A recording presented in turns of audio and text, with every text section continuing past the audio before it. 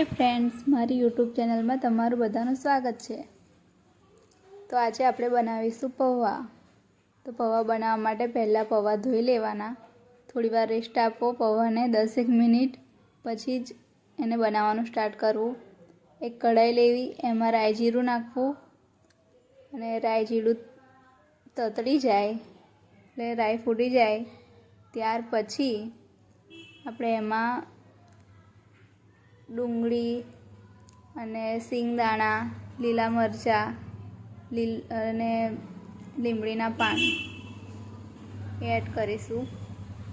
પહેલાં લીમડીના પાન નાખવા અને પછી લીલા મરચાં અને સિંગદાણા નાખીને સાતળી લેવું।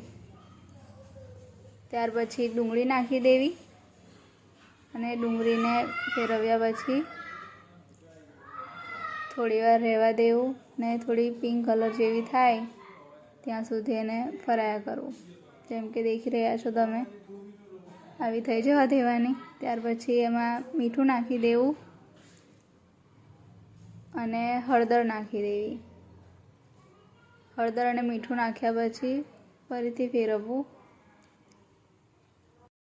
થોડીવાર ફેરવ્યા પછી એમાં પૌવા નાખીશું।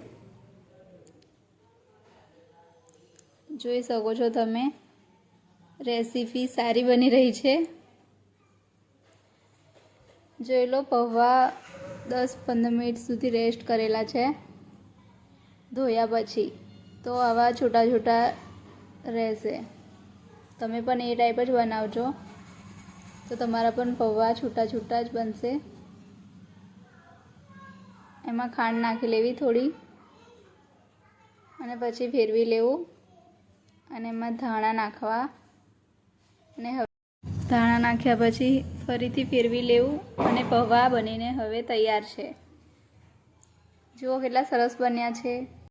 તમે ઘરે જરૂરથી આ રીતે ટ્રાય કરજો અને કેવા બન્યા એ કોમેન્ટમાં જણાવજો।